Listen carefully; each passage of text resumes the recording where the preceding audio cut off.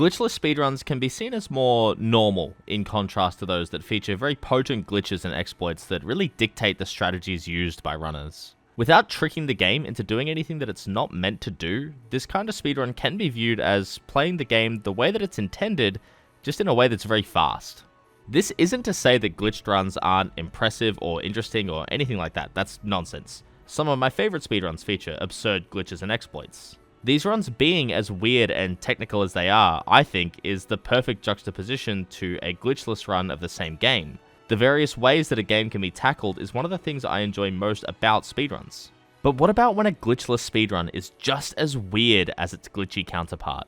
In my video about Final Fantasy II's Famicom speedrun, I talked about its suite of crazy glitches and unique strategies that speedrunners employ to take down this incredibly unique Final Fantasy entry in just over 2 hours.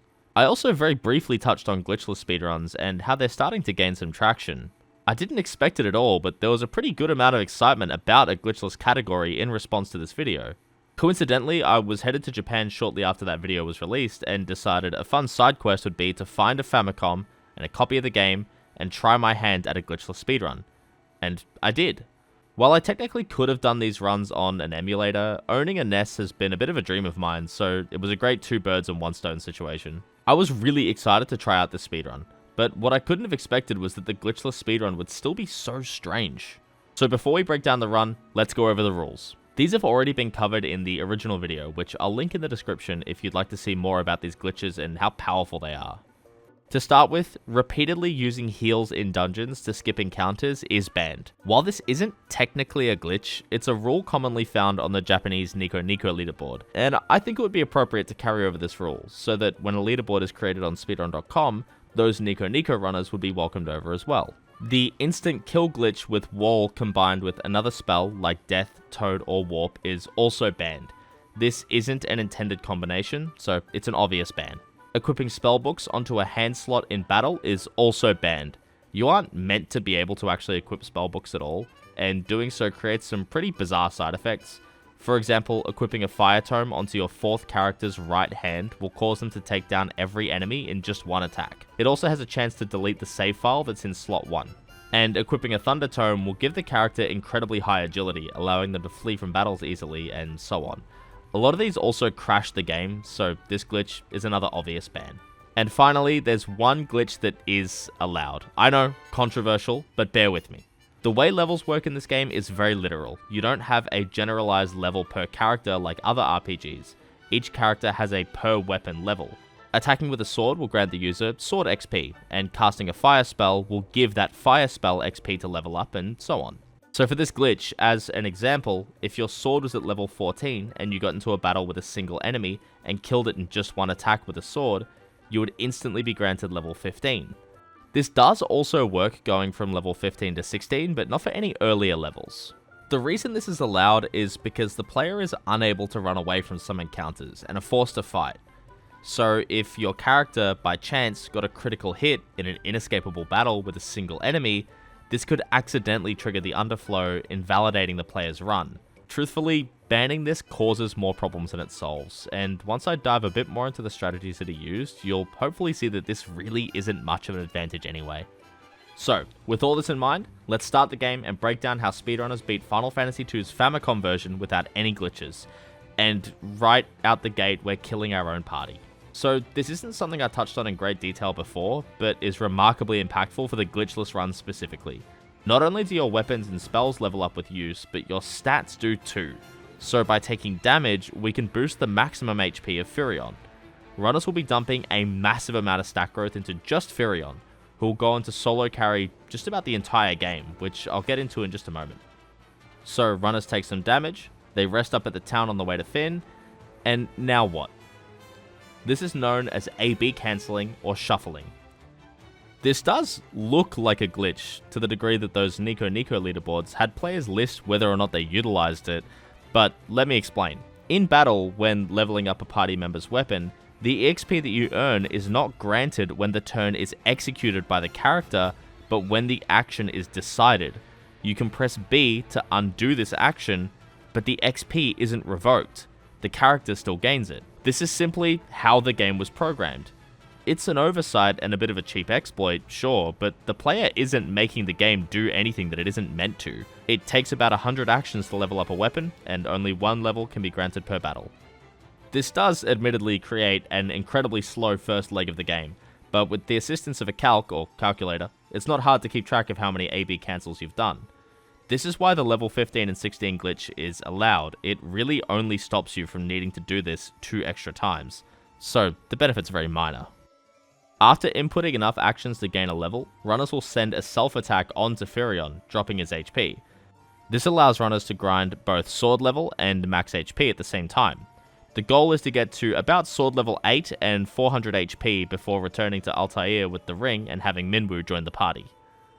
While it might seem beneficial to get another party member leveled up too, this idea kind of falls apart when we need to start grinding our next stat, evasion. Again, the party can't flee from all encounters, so in these circumstances, runners can use a mithril shield to boost Firion's evasion and repeatedly try to flee. Because this version has no defend option or something that otherwise doesn't damage enemies, trying to flee from an inescapable battle is the only way to have a sort of null turn. Because Firion's evasion has been raised significantly by the shield, enemy attacks are almost guaranteed to not land, giving Firion XP for his evasion stat. Yes, all stats work this way. This is basically what makes multiple party members unviable. Enemy targets are unpredictable, so these fights would be subject to massive amounts of RNG that could cause a lot of problems if one of your characters just isn't getting targeted very often. Runners will make sure to pick up the Ancient Sword in the Snow Cavern. Attacking a target with this sword will inflict them with the Curse status, greatly reducing their attack and defense stats. Because you can change weapons in battle, the general strategy for a boss becomes to hit it once with the Ancient Sword, and then switch over to a stronger weapon such as the Mithril Sword or Winged Sword, and land your damage there. Even if a boss does somehow slip an attack through your incredibly high evasion stat, the Curse status will ensure that the attack does very little damage. This weapon is absurdly strong, even casually, and since the chest that you pick it up from triggers an inescapable battle with a lot of enemies, it serves as a convenient way to get another evasion level too. This will be done several times throughout the run on chests that trigger inescapable battles. By the time players reach the Dreadnought, they want to have level 16 swords, level 4 evasion, and around 600 health. From here, there's only one short stack grind left that occurs much later in the run, so relatively speaking, runners are in go mode.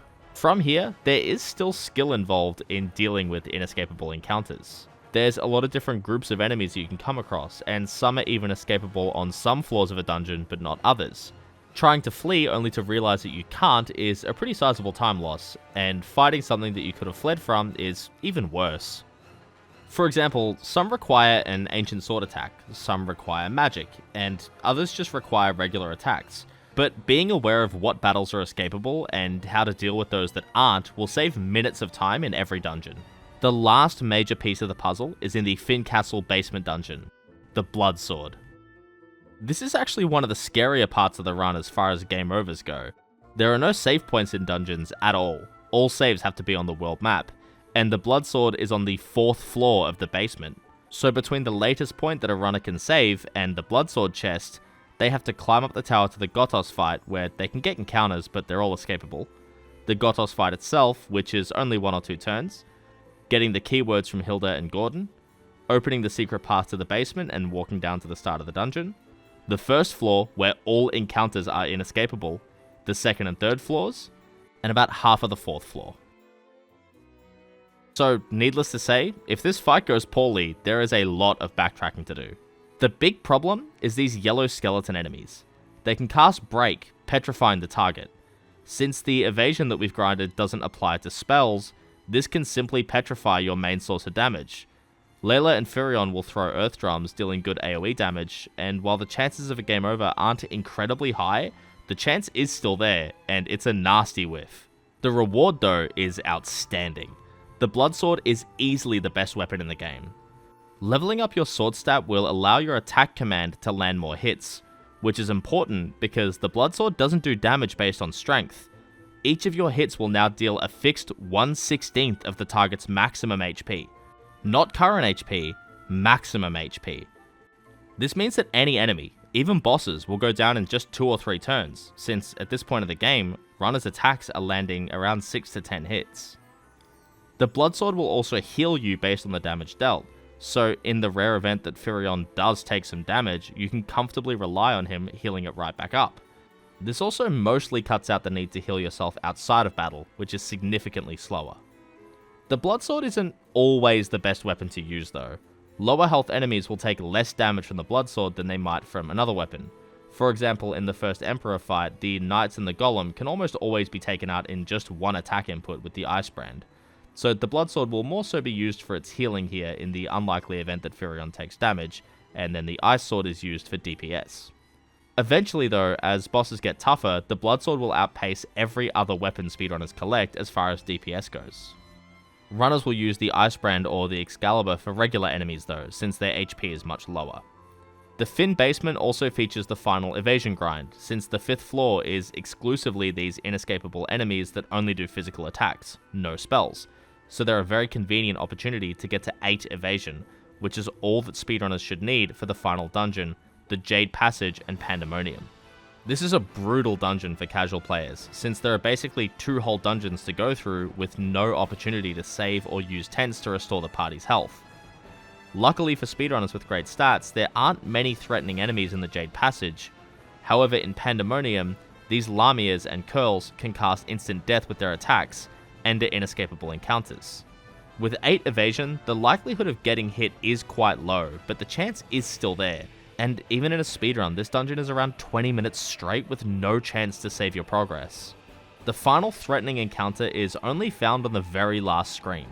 These 3 fire golems are escapable, but they can get their turns in before Firion, and our evasion isn't quite good enough to consistently dodge their attacks. They have a decent chance to land for around 300 damage per attack, so Firion can die very quickly. And finally, runners head into the final boss, the Emperor. The strategy here is to revive Maria and Guy for once and put them in the front row. This ideally will have them soak up damage from spells that would otherwise be directed at Firion. Leon will cast Revive on Firion in case he does die to the Emperor's attacks, and Firion will swing with the Bloodsword. With some good luck, the Emperor should go down in 2 or 3 attacks, and Final Fantasy II is finished. Okay, we're fine. We're fine.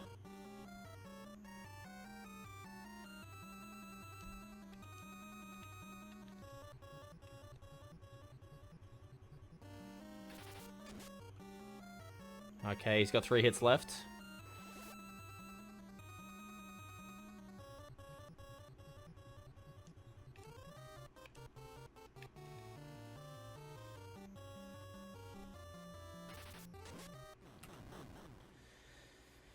Oh, nice. It's not incredibly often that a game so riddled with glitches and skips has its absurdity matched by its glitchless category, but the NES version of Final Fantasy II stands out to me as a fantastic example. I'm incredibly happy that I picked up this run, and I'm excited to improve it further. The current world record for this category is held by Master T, whose run I learned a lot from and was featured in my previous video.